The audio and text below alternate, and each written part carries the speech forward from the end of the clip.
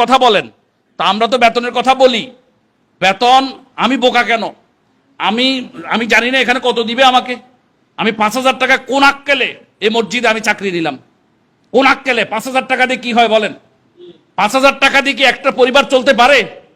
আল্লাহর গজব পড়বে তাদের উপর যারা মসজিদের সভাপতি সেক্রেটারি হয়ে ইমামদেরকে 5,000 টাকা বেতন দিচ্ছ, অথচ মসজিদ ফান্ডে টাকা থাকা অবস্থায় মসজিদ ফান্ডের টাকা দিয়া মানুষ পেশাব করবে সেটা উন্নত হচ্ছে, মানুষ পায়খানা করবে ওই পায়খানা ওই শৌচাগার উন্নত হচ্ছে, কিন্তু আমার একজন ইমাম সাহেবের বেতন বাড়াও না।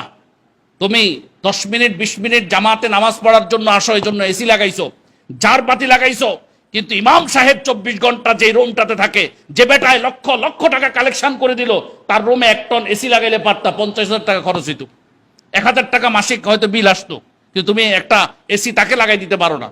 এসি তো দূরের কথা, একটা ভালো ফ্যান, যে ফ্যানগুলো একটু ব্র্যান্ডেড ফ্যান, সেগুলোর বাতাসগুলো কিন্তু একটু শীতল, সেটা লাগায় না। ওই টিনের ফ্যান কতগুলো আছে না, ওই যেগুলো আপনার এখানে দোলাই খালে বানায়, ওই দোলাই খালের ফ্যানগুলো আনি একটা লাগাই দেয় 1500 টাকা, এর মাথার উপরে লাগাই দেয়। আর কত কত মসজিদে আছে দোলাই খালের ফ্যানও না। এটা এটা কত সালে কিনা হয়েছে আল্লাহই ভালো জানে, 1971 সালে নাকি 1952-তে কিনছে আল্লাহই ভালো জানে। ইমাম সাহেবের মাথার উপর ঘুরতেছে। হ্যাঁ, তাহলে আমরা কেন আমরা নিজেদেরকে এই জায়গায় উপস্থাপন করতেছি কেন?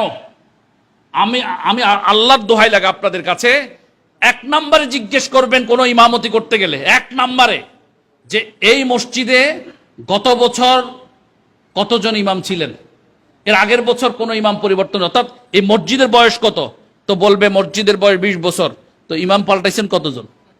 এটা একটু প্রশ্ন করবেন। ওয়াল্লাহি যদি আপনি এই প্রশ্ন করেন না করে যান ঢুকেন, তো কালকে একজনকে পাশা বেড়ে লাথি মেরে বের করছে, আপনাকে ওই জায়গা মতো দিয়ে বের করবে।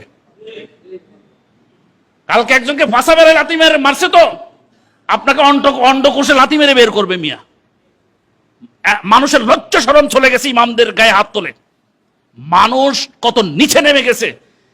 আজকে খবর মৌলভীবাজারে রাজনগরে এক ইমাম সাহেবকে বেদম ভাবে পিটিয়েছে, নাক টাক সবকিছু আমি দেখলাম। এখন আমাদের সিলেট নেতৃবৃন্দ গেছে, সিলেট থেকে মৌলভীবাজার গিয়ে সেবা দিচ্ছে, দেখেন আইনি সেবা।